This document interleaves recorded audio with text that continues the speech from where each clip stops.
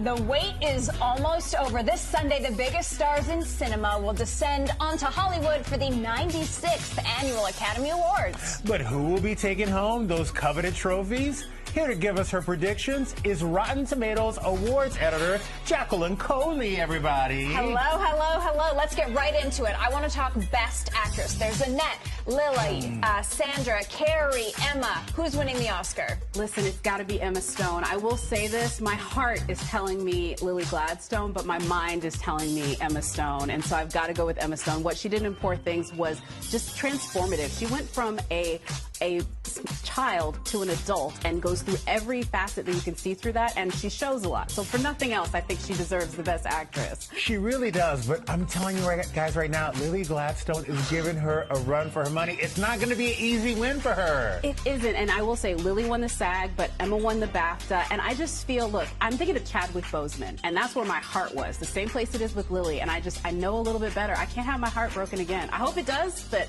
I can't do it. Oh, I love that. All right, well, moving on to Best Actor, who has the best shot of taking that Oscar home? It's the blue-eyed boy, Mr. Cillian Murphy. I mean, he has really just kind of swept it up this year with Oppenheimer. I would say after all of the sort of predicted wins we think for Oppenheimer, how big it was at the box office, to not give it to him, that would just be mean. Right? It would be so rude. Like, give it to RDJ, give it to the costumers, give it to the cinematographers, but not to him. I can't. Okay, but I just saw American Fiction. Yeah. Come on. Jeffrey Wright just won the Independent Spirit Awards. I will say if there's anybody who I think could maybe give him a run for his money, it's him, or maybe Paul Giamatti, who won the Critics' Choice. Okay, I love that. All right, the lead acting categories might be a little bit up in the air, but two stars have really been dominating for supporting actor and actress. Tell me about that. Yeah, Divine Joy Randolph and Robert Downey Jr., RDJ, they have swept every precursor prize. Like, at this point, if they didn't win, we would have to just change the entire book of Oscars, because they have swept everything up to this point,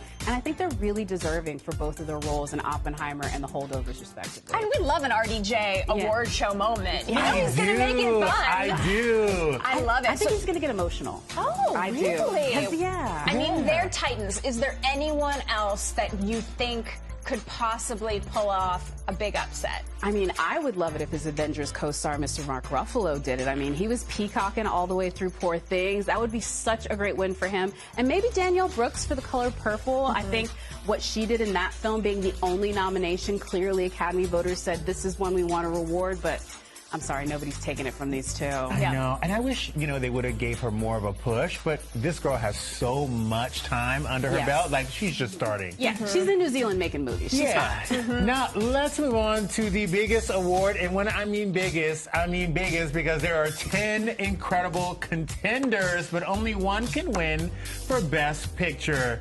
Who do you have? I have my prediction. I'm going to go ahead and say it's Oppenheimer again. This is Christopher Nolan's sort of like opus. It made almost $1 billion about a bomb. Like, that is such a hard thing for it to also be such a critical and commercial success. The Academy loves it, and again, swept every single precursor prize from Critics' Choice to the SAG Awards. It was great. But what about Barbie? I know. Such a cultural phenomenon. Does that not count for anything with the voters? Not for Best Picture, but for Best Song. Like, definitely. I mean, look, Barbie was this incredible moment, and I would love for it to be the upset. If I was going to say there was going to be an upset, Barbie would probably be it. Remember, they do this ranked choice voting at the Academy. Stranger things have happened, but I think Barbie won enough. they did, though.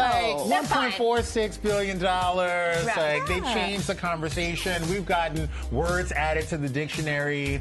It's, she's good. She's going to be good. Any other things we should look out for? I mean, I already said something about Best Song. Right now, it's really up in the air between I'm Just Ken and What Was I Made For. Yeah. Either one of those, I think, could possibly go for Best Song.